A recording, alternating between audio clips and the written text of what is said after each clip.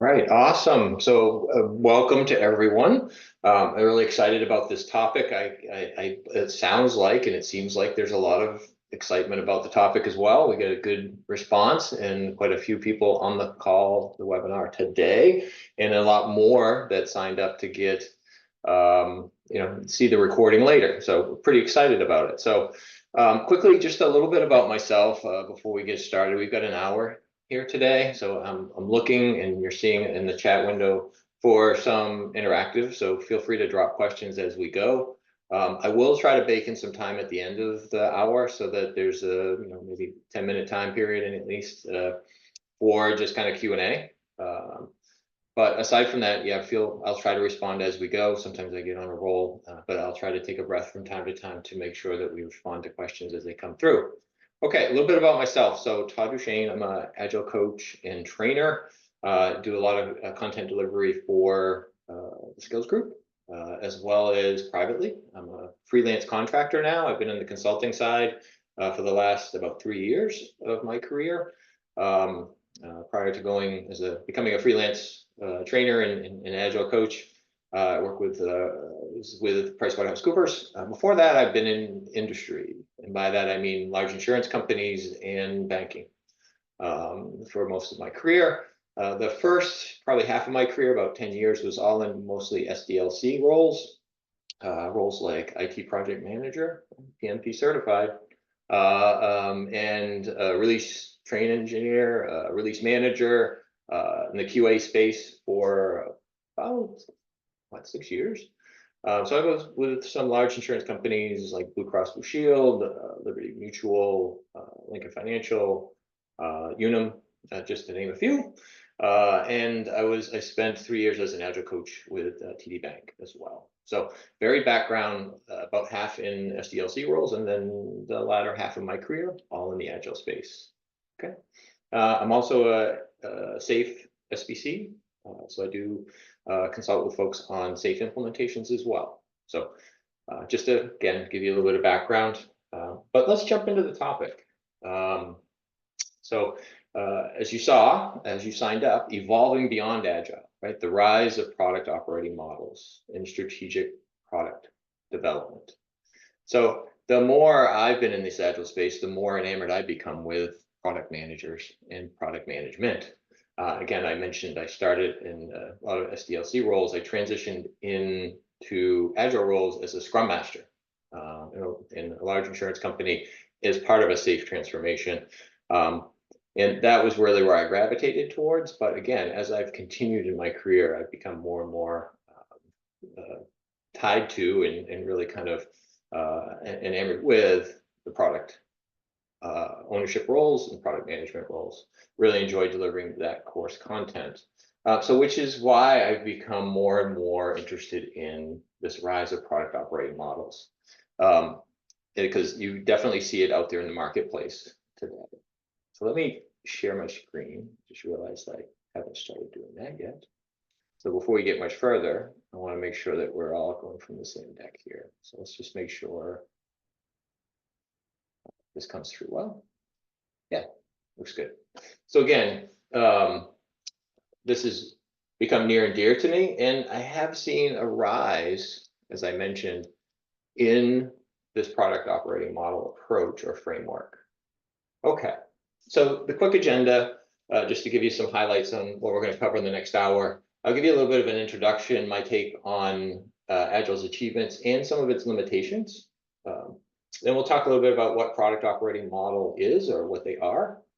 And then we will talk about the need to evolve beyond Agile. That doesn't, and as we talk about it, you'll see it's not that we're going to replace Agile, we're going to build upon it. Some of the benefits of product operating models, and we'll talk about if your organization's not employing a product operating model, how do you get there from where you are today, right? So that's how, after we talk about some of the large benefits, let's talk about transitioning to that product operating model. How do you get from there? How do we meet you in terms of an organization where you are, and then kind of help you mature and evolve your product operating model? And then I'll provide you with just a couple of examples, three really. I'll reference a couple others of case studies, right? Big names that you've heard of, large organizations that have adopted a product operating model and how they've done it. And it's not a one size fits all, as you might imagine. And then I'll leave you with a few key takeaways towards the end. And again, I'll try to build in some time for Q&A. Okay. All right, so let's jump into it. Let's talk about some of the achievements, right? And Agile is not new. We all know this, right? It's been around for over 20 years now. Some of the things that Agile has been certainly successful at involve. You could list more. I'm just grabbing three that I think are at the top of the list.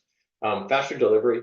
And by that, I don't mean necessarily, delivering an entire, what used to be a huge waterfall project faster. What I'm talking about is faster delivery in terms of pulling some value forward. Agile's iterative process certainly allows teams to develop working software quickly and continuously, right? It speeds up time to market and it allows for more frequent releases, right? So it's value delivery, but it's also feedback loops, right? This idea of getting something in front of a client or an end user and getting feedback. It definitely increases adaptability, right? So Agile encourages responding to change over following a rigid plan. We know that from the manifesto, right? And this helps teams pivot based on their user feedback and also market demands. Certainly short term. A more customer-centric approach, right? So by focusing on continuous customer feedback, right, those short feedback loops, Agile ensures that products are built to meet real user needs, and that drives customer satisfaction, right? So all good things, right? No question about it. Where does Agile fall down a little bit, right? Well, certainly in terms of scaling, right? Large organizations, and we know there are many enterprises out there, right? Like a lot of the ones that I've worked for in the past, right? Large insurance companies, large banking institutions, just to name a few. Agile has difficulty in terms of scaling, right? So there are challenges. So although it really is effective for small teams, it does struggle when applied to large, complex organizations. So coordinating multiple teams across products without frameworks like SAFe, I mentioned, right? Agile framework, it can be difficult. And I'll just say, as I mentioned in disclosing, like I am a SAFe SBC, I've worked in those environments. And there are some success stories, right, for SAFe, no doubt, but there's a lot of failed attempts, right, of SAFe adoption. I've seen it, right? I've been there on the ground. It's a tough challenge, and there's a lot of critics of SAFe as well, and sometimes rightfully so, right? Sometimes it's perceived as a bit too prescriptive, right, or dogmatic in its framework. And we'll talk a little bit like how product operating model really brings a different flavor, if you will, in terms of a framework. Okay, so strategic alignment, right? A lot of difficulties there. Teams, Agile teams often focus on short-term goals, such as sprint backlogs, which can lead to misalignment with the organization's long-term objectives. So sometimes, right, too much focus on the short-term tactical, not enough focus on the long-term strategic view. The product market fit, especially at scale. So we're probably familiar with, and if you're not, so like this idea of product management and product management and product ownership around desirability, viability, and feasibility, right? Do people really want this product? Can we deliver it? And then ultimately, as an organization, do we have the right skills and knowledge to do it? And should we do it, right? Can we make money at it, right? Is it profitable? So at scale, it does present some challenges there, right? Especially at scale. So while Agile teams deliver quickly, the iterative focus on sometimes overlooks the bigger picture considerations. And by that, I mean, the ensuring that the product is aligned with the broader market or some of these long-term business goals of an organization, right? So as we acknowledge that Agile has strengths, it's important that we recognize that it does fall short in addressing some of the larger strategic needs, especially kind of those business at scale type of things, right? So this is, and luckily, this is where product operating models come into play and can be super helpful. Okay, so let's talk about what product operating models are, if you're not familiar with them. So what is a product operating model? Okay. So a POM, right, for sure, it's a framework that aligns product development activities directly with the organization's strategic goals. Okay, so it's big on alignment, as you might imagine, product alignment and organizational alignment.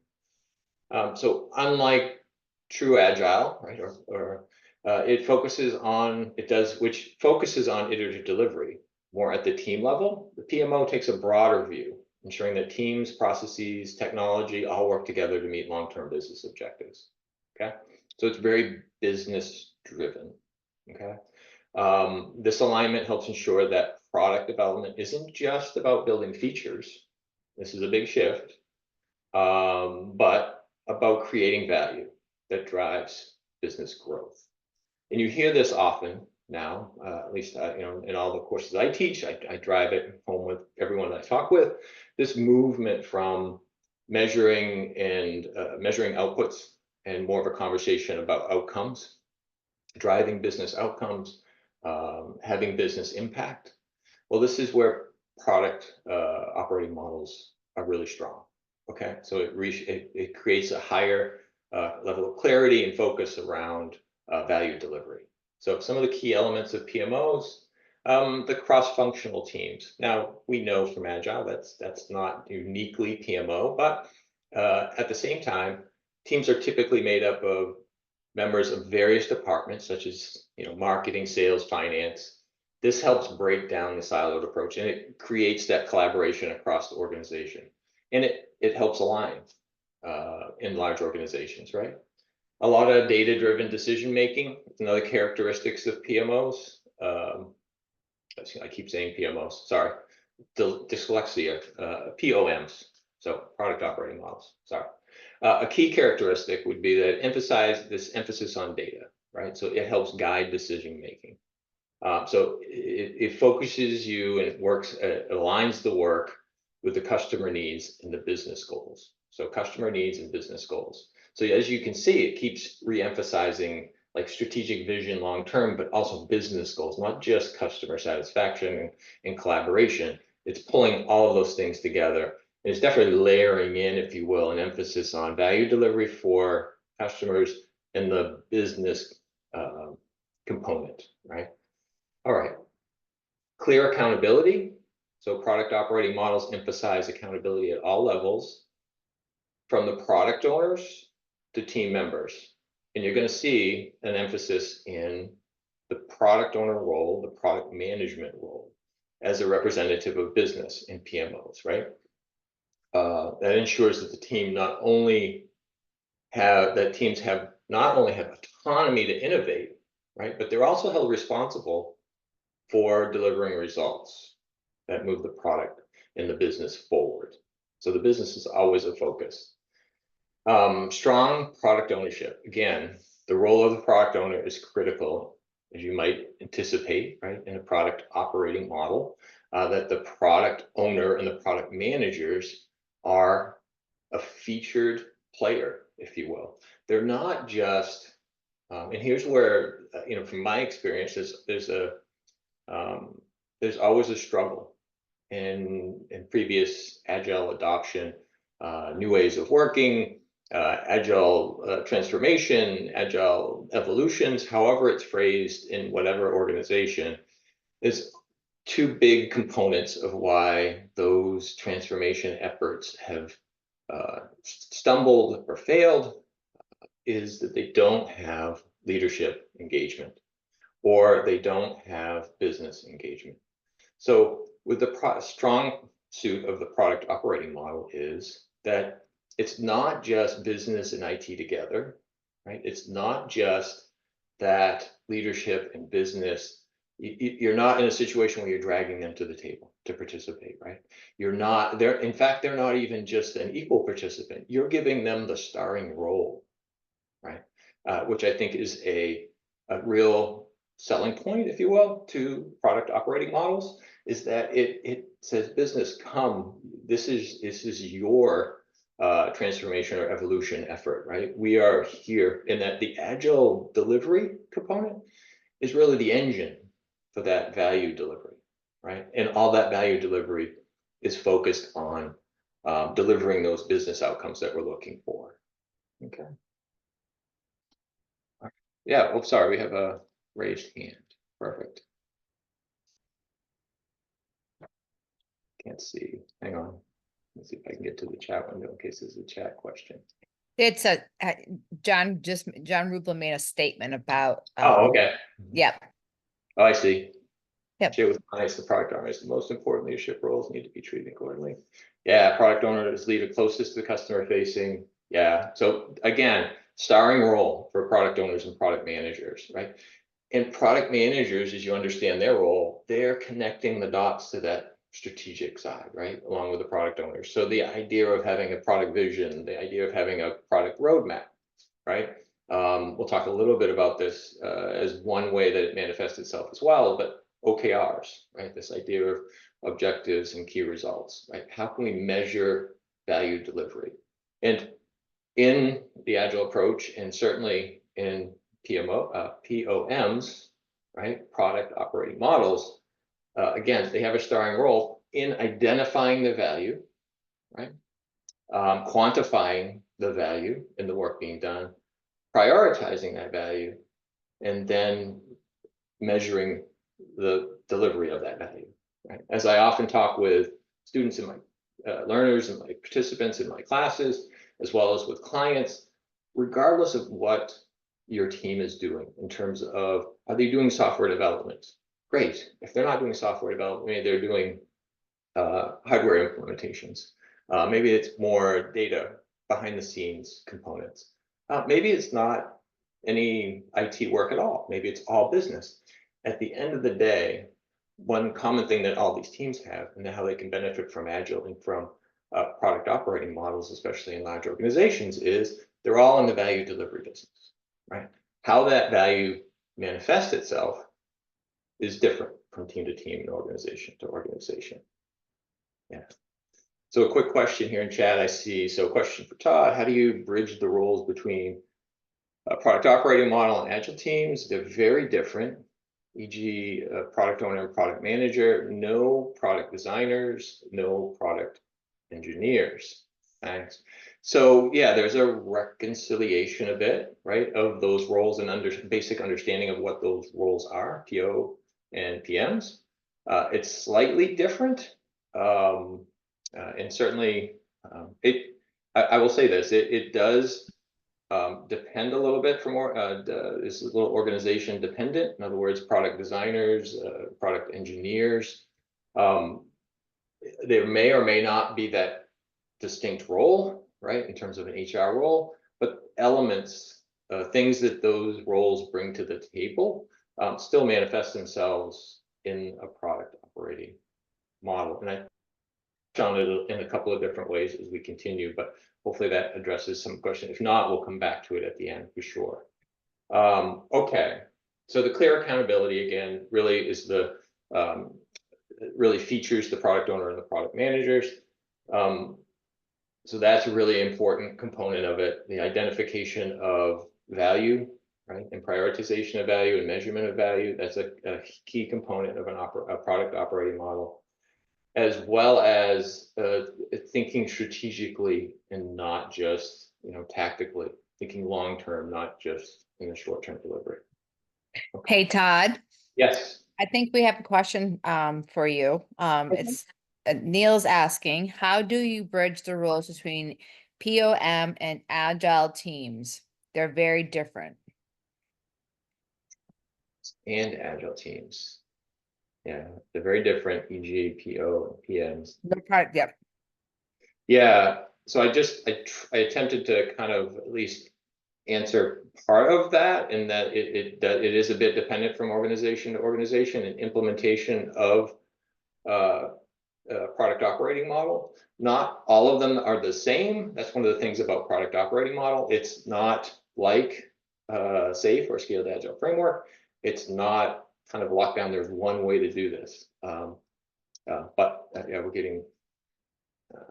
But again, I'll come back to it at the end if there's still clarification that's needed around it for sure. There are Agile teams in the PMO. There are still cross-functional Agile teams. There are still product owners that work with them. There are product management roles, right? They are featured roles in a product operating model. So that part doesn't change. You're not abandoning an Agile approach to the delivery. And in fact, you're very much embracing a lot of the Agile Manifesto and the principles as well. Okay. So now that we have a basic understanding of what a product operating model is and some of the key elements, let's discuss why organizations need to evolve beyond, a simple Agile approach to their team configuration and adopt more of a product operating model. All right. So why evolve beyond Agile? Well, we talked about it in terms of some of the limitations, right, that a traditional Agile approach has. It struggles to scale across multiple teams and products, right? This idea of going to large organizations. And while Agile's excellent at small focused teams, it does present more challenging applications when it goes across large organizations, with multiple teams working on different products. So coordinating across these teams without creating silos can be difficult, and it presents lots of challenges. The limited amount of strategic alignment, right? So this is actually a place where there is some overlap with SAFe, because SAFe is very big on strategic alignment, this idea of alignment and transparency, right? So this is similar, Agile, but it's from a business perspective, right? Very much business focused. So Agile's focus is still, again, a little bit more on the short term. Completing sprint backlogs can lead sometimes, right? Can lead to a disconnect with the broader organizational strategy. That's just reality, right? Because you're looking in the short term. Agile teams might optimize for speed or efficiency, but they might lose sight of some of those long-term business objectives. So again, it's saying to business, not only do you have a seat at the table, we need you to be a much more predominant role, right, in helping us stay laser focused on business objective, short term and long term, right? And it's really focused on, again, value, and it's focused on learning as quickly and rapidly as possible. So that's why there's such a synergy, if you will, between Agile, and it's just really evolving. Not just the topic might be a little misleading in terms of beyond, because you're not leaving Agile in the rearview mirror, right? It's just building upon Agile, if you will, layering on Agile, if you will.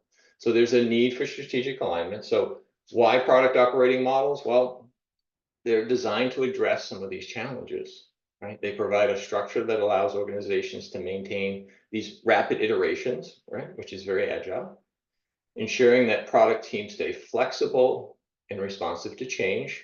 Right? So we're not abandoning the Agile Manifesto and adopting a product operating model, but at the same time, they focus on long-term growth. And they align that day-to-day work of the teams with overarching business goals, including that product market fit that I talked about, in those strategic objectives. Now, whether you use OKRs, some teams, some organizations that adopt a product operating model certainly do. In fact, most of the ones that I've seen opting for a product operating model do leverage OKRs, but you don't have to necessarily. So in this way, POMs, right, product operating models, bring the best of both worlds, right? That's what they're trying to strike here. So combining the adaptability of Agile with strategic foresight necessary to scale effectively, okay? So it's trying to kind of strike a balance, if you will, and allowing or inviting and allowing business to be not necessarily a dominant, but not even kind of a featured, as I mentioned it before. I think that's the best way to um, maybe position it, is they have a feature role in this framework. Okay, so let's explore the benefits of adopting a product operating model. So, okay, I understand that there's some limitations. I understand how product operating models can address some of those limitations, but what's the real key benefit, right, for product operating models? And again, there's this strategic focus, certainly, right, better aligns for product development and business objectives. And how does it manifest itself through that? The product management, product ownership roles, things like having product visions for all of it. How do those product visions and roadmaps integrate into a potentially in a large organization, a portfolio level, right, vision and roadmap, which feed into the entire enterprise or the entire company's vision and roadmap, right? And they're all tied to certain business objectives. So it keeps everybody really, really focused on what those business objectives are. Okay. And again, it's not a situation where IT is driving this and trying to pull or drag or convince leadership in business to be at the table, but quite the opposite, right? This is a business driven framework, and they partner with IT in the delivery components of it. So some of the key benefits, again, it's product development aligns directly with business objectives. So very business focused. This means that teams aren't just focused on building features quickly, but they are also working on initiatives that drive long-term business value, whether that's market growth, it could show itself as customer retention or profitability, whatever those goals and objectives are. So they ensure that day-to-day product decisions are guided by the company's broader strategic vision, again, tying that tactical to strategic. And product operating models, they improve collaboration. Again, we talked about this a little bit in terms of the configuration being more cross-functional, bringing departments together, bringing different disciplines together.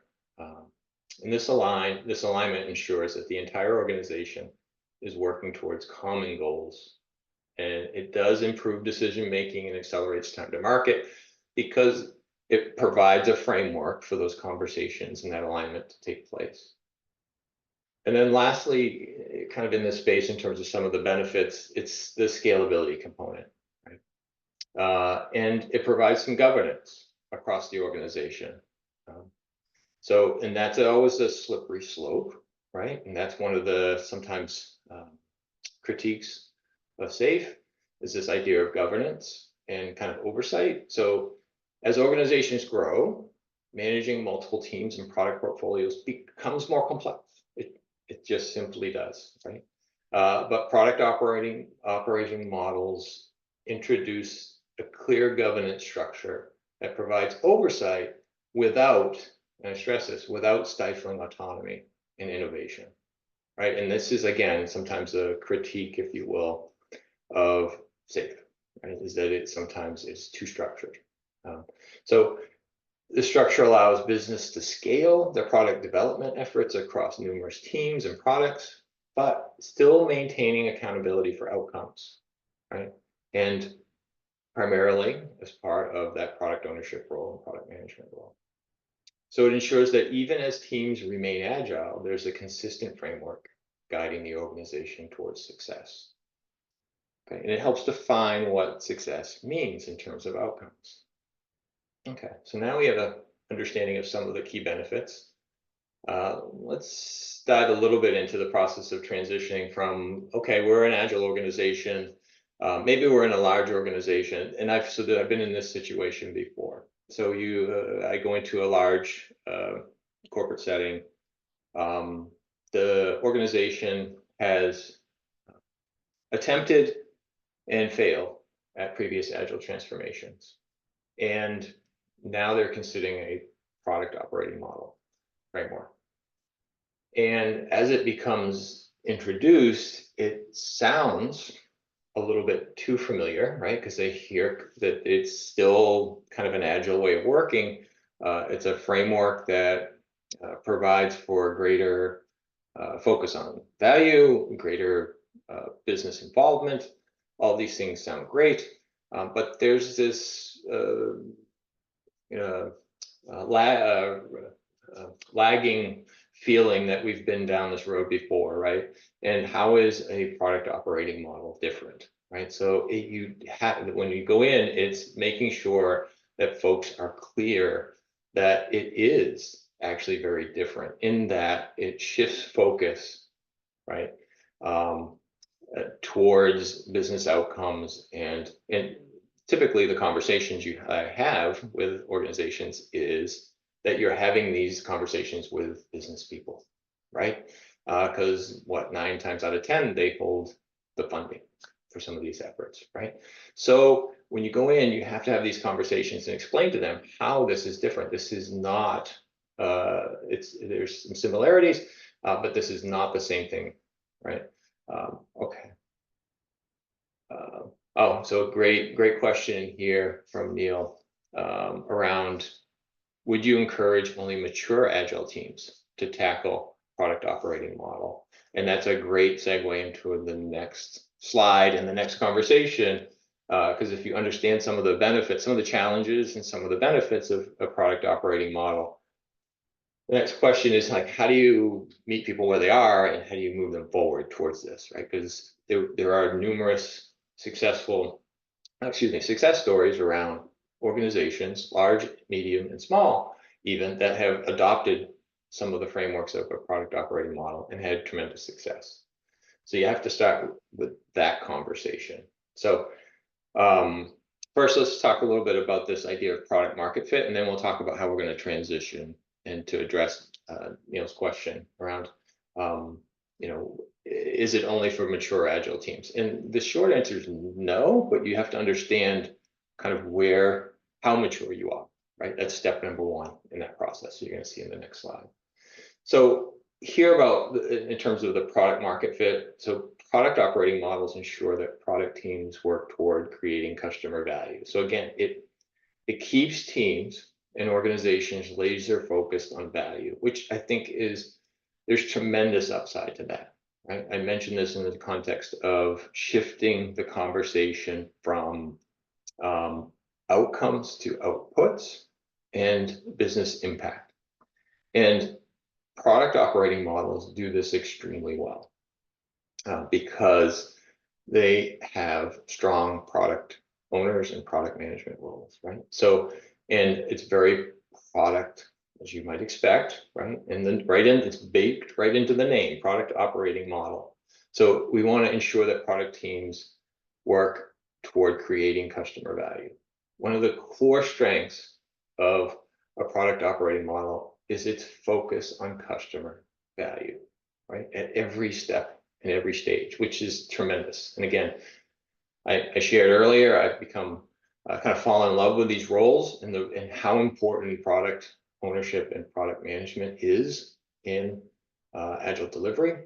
There is nothing more disheartening for agile teams, and I've worked with many of them in different organizations, than this feeling that you are working very hard, right, together, delivering something, and you go to a iteration review and you show the great work that your team's done, and you may get a customer or an end user in there and the reaction is lukewarm, right? It's, yeah, that's a failing of product ownership and product management, in my opinion, because they, meaning the agile teams, they're counting on, they're depending on the product owners and the product managers to identify what's most valuable, to help prioritize what's most valuable. Now, the agile teams, they're connected to the customer as well. They have an understanding of, they're not totally dependent on the product owner and the product managers to help them do that, right?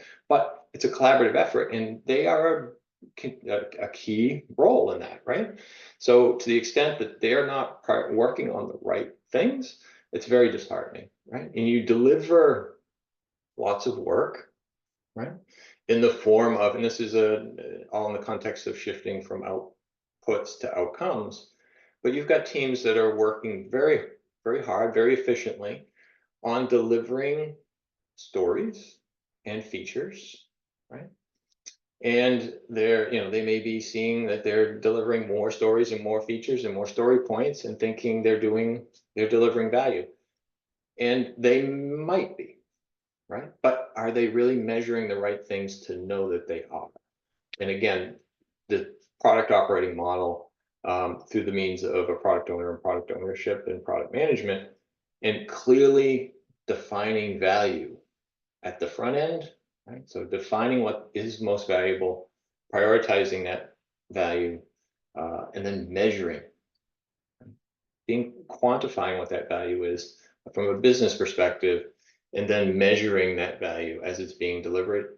It's incredibly important. It's when we have those conversations with business owners, stakeholders, people who are considering adopting a product or operating model, and you put it in those terms, I think to a certain extent, light bulbs go off and they're like, yes, this is what we need. Sometimes folks in large organizations get too focused on the delivery of stories and features and measuring outputs.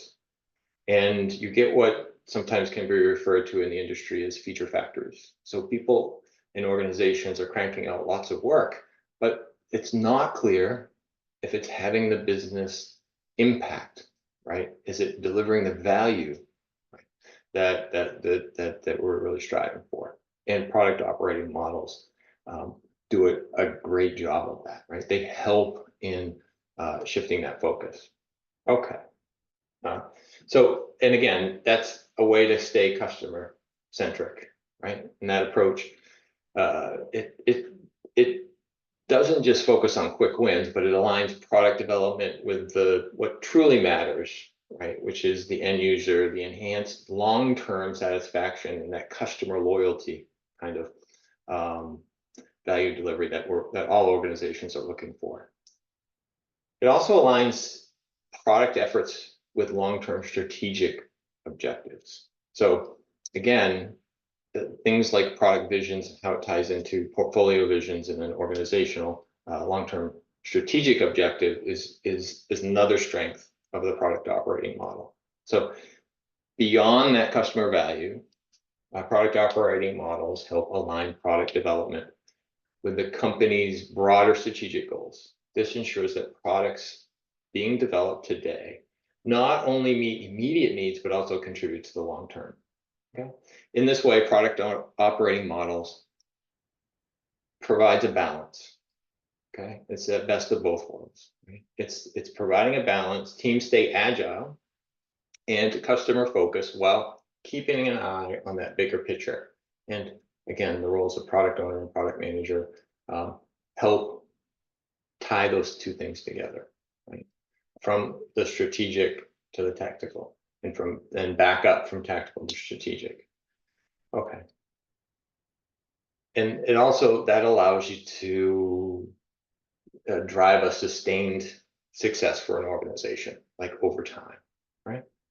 Okay, so now if we understand kind of why that fit, right? Again, that market fit at scale, these things are important because it keeps them strategically aligned across organizations, and it keeps the focus on value so that you can actually measure that you are delivering the value in the way that you intend, and that you're staying aligned in terms of you're achieving some of those business objectives, right?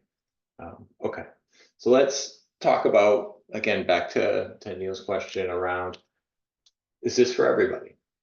Right? And certainly to a certain extent, it is, at least the concepts of it are, but there are some steps that, that I kind of thought through and just kind of came up with in terms of what, and others might come up with slightly different ones, but certainly these are four that are instrumental. And the first one is to, like you would imagine, right, is to assess the current agile practices and where some of the limitations are. I mentioned some of the limitations from a broader perspective across multiple organizations, but some organizations, in terms of their agile maturity and adoption, are in different places. So you would want to go in and actually start to assess the current Agile practices and their specific limitations for each organization. So the first step in transitioning to a product operating model is to evaluate the current Agile practices. Right? So identify where Agile is working well, and more importantly, where it may be falling short. Right? I gave you some examples, 3 examples at the top of our talk today, but again, they could be some places where it's falling down more or less for a particular organization. So particularly there are areas like scalability, strategic alignment, cross-team collaboration. Those are just the, those are usually the top 3, right? So understanding these limitations will help you identify the gaps that a product operating model can fill to better align your product efforts with those business goals. And again, too often, it's a matter of business not being fully engaged or as engaged as much as they should be or could be. Okay. Second, establish some clear product ownership roles. Right. Like I mentioned. Yeah, I just want to. I'm sorry. I thought for a moment there I lost my screen share. Yeah, you want to establish those product ownership roles, right? If those are featured roles, and too often, how often, if you either, if you're in an organization today, or you are someone who's in a role that has gone into, from a consulting perspective, into organizations that are adopting Agile or have Agile, and they're saying, yeah, we have product owners, and then you ask a couple more questions about that, and you find out that they are individuals who have a day job, and they're asked to wear a product ownership hat, if you will, off the side of their desk, right? So this is in addition, right? So this is talking about establishing clear product ownership roles, right? Making these full-time jobs, making sure that they are competent in terms of their understanding of their roles. And product owners should have both the authority and the accountability for making key product decisions. Right? That's not always the case. The role is critical in a product operating model because product owners and managers will guide teams in balancing customer needs and strategic business objectives, right? Keeping that alignment, right? As we've talked about. Number 3, align teams around customer-centric outcomes. So again, there's different ways that manifests itself. But once roles are clarified, focus on aligning teams around customer outcomes. Right? These are things that are measurable and that have a business impact. They should be written in business language. The goal is to ensure that all teams are working towards delivering customer value while also contributing to broader business success.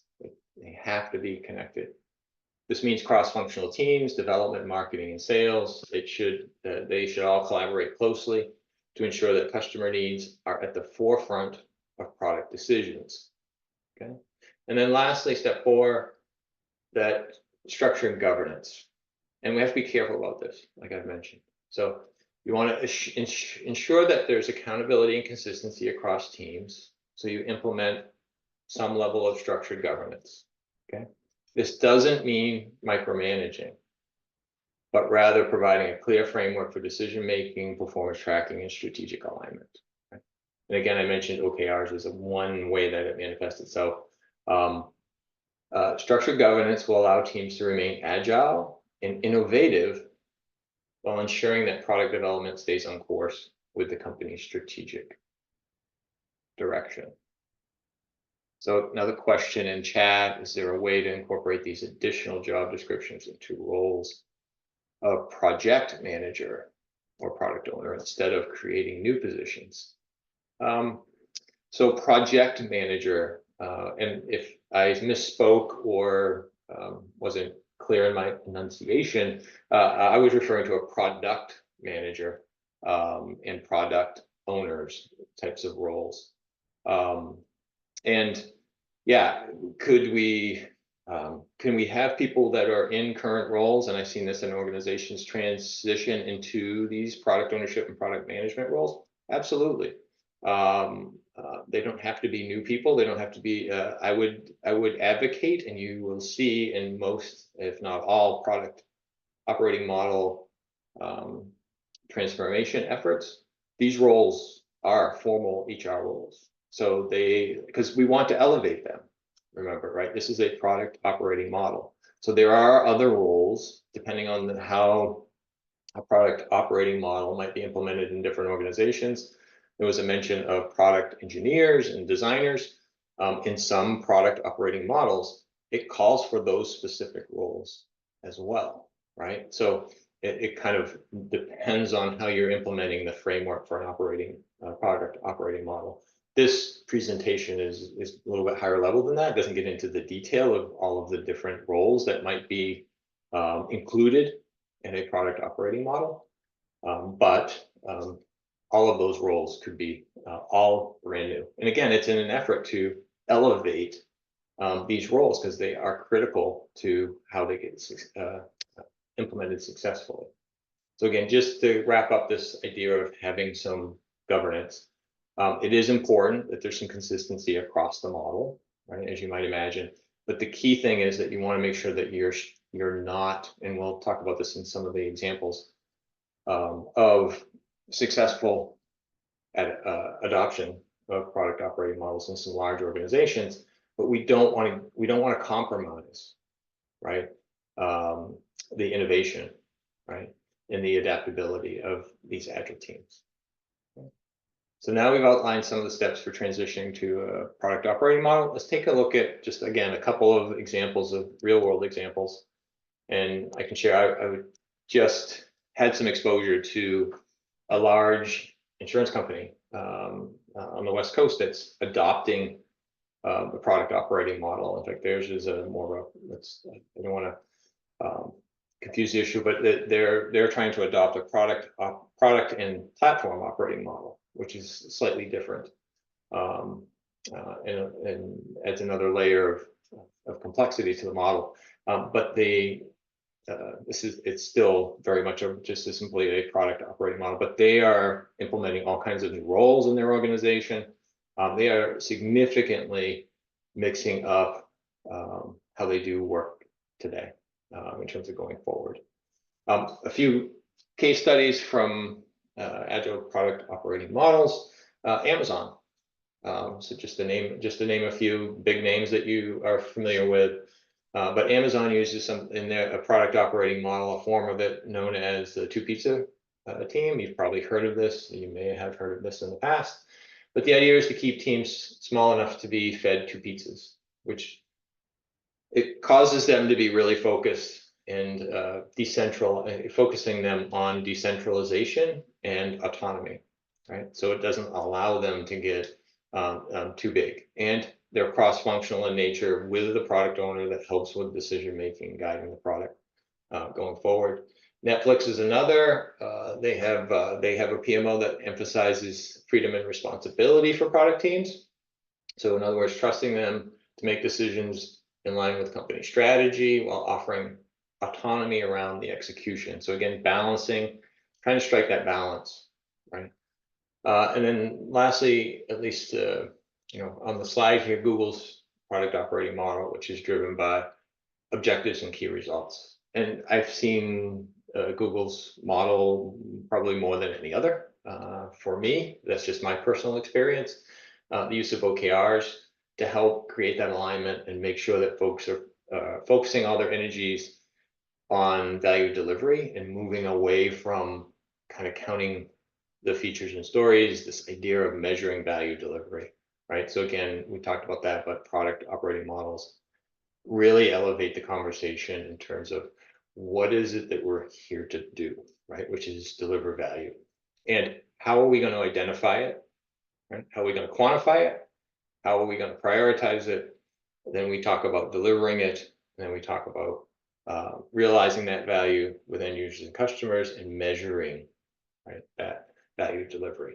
And that's a really powerful conversation to have with businesses.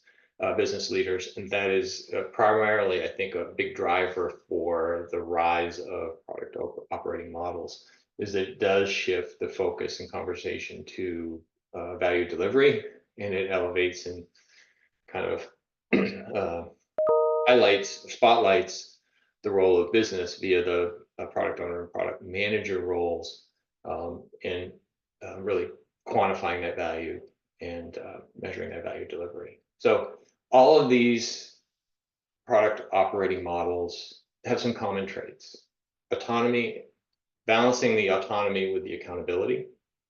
All right, so teams, they're empowered to make decisions, and when you have alignment and people understand the business drivers, you can provide a lot more autonomy, right, and accountability when folks are aligned, and there's lots of transparency around what the business objectives are.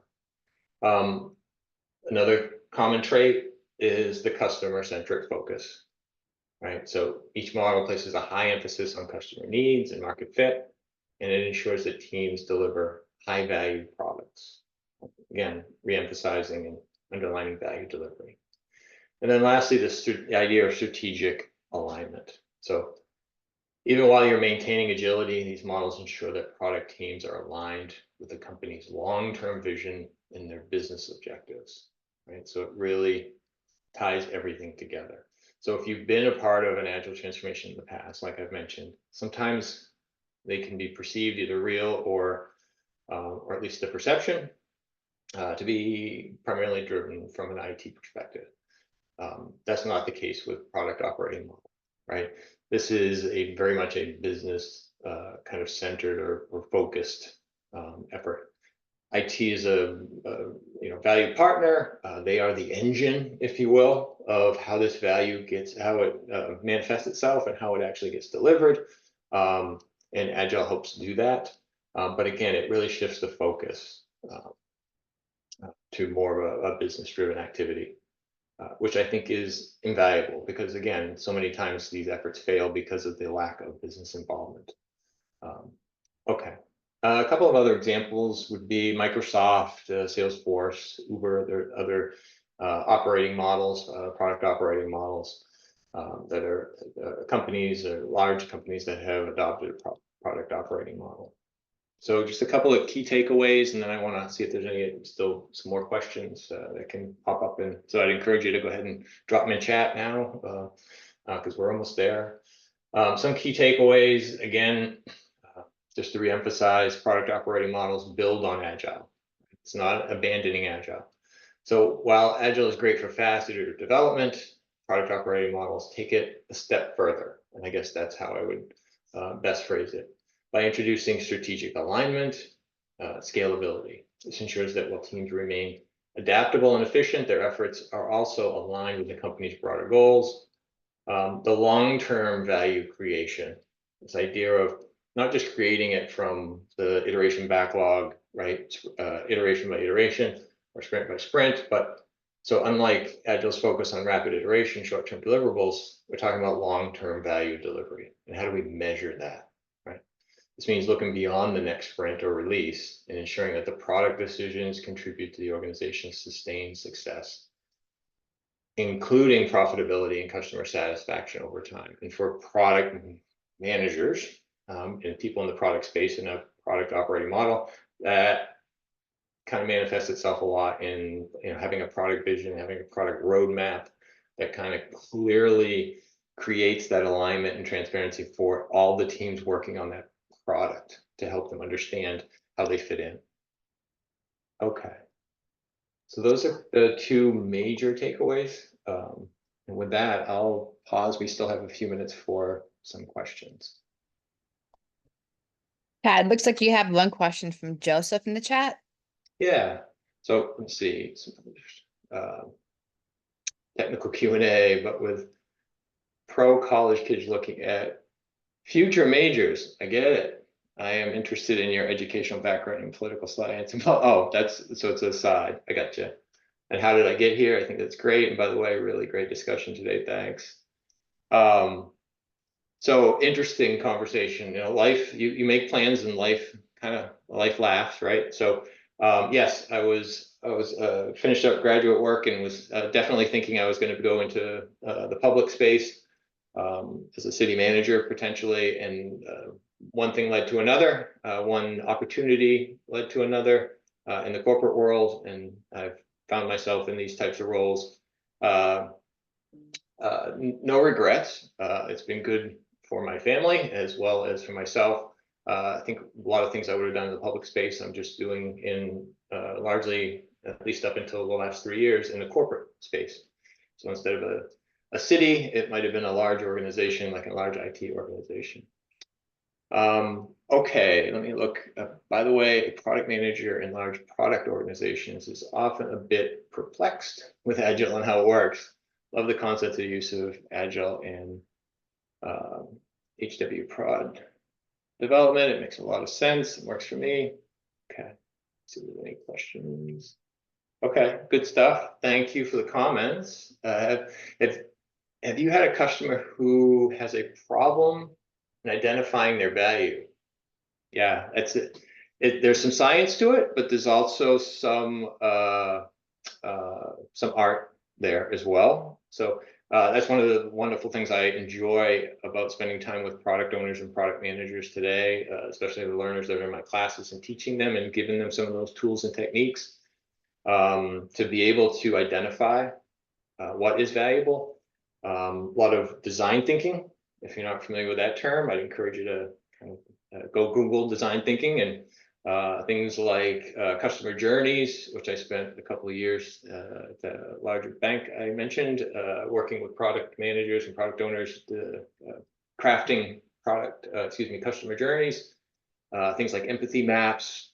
So yeah, there's a lot in that space. If you're interested at all in the product management space, I would encourage you, a shameless plug, but I do teach some product management and product ownership classes, and yeah, definitely kind of dive into that. Some great readings. Reach out to me on LinkedIn. I'll give you a few references for some great reads, reference books, materials, to kind of dive deeper into that product management space and how you can become really, really good at identifying value, quantifying that value, and how it can be measured.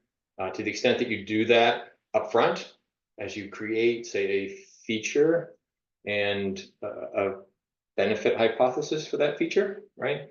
And quantifying what you expect to see for a benefit in business terms, that makes life so much easier down the road as you're trying to prioritize different features and work for teams. But not only then, but also when you go to measure, right, that value as it's being delivered, and really start to quantify the results that you're driving and the impact you're having with business. Oh, I said project manager. I meant product manager and product owner. Okay, yes, so good. I for a minute there, I thought I interchanged or mispronounced the word. Okay. Awesome. Well, Todd, we are at the top of the Yes. hour, so Right at the end of our time. I just want to say thank you to everybody. just go ahead and put it in chat. Yes. Okay, perfect. Thank you, Nancy. Thank you, everyone. Thank you. And just so everybody knows, you will be receiving an email with information around your PDUs as well as the recorded version of this. So thank you very much, Todd, for taking the time. And thank you, everybody who have joined us today. We appreciate it. Okay, awesome. Thank you, everyone. Thank you.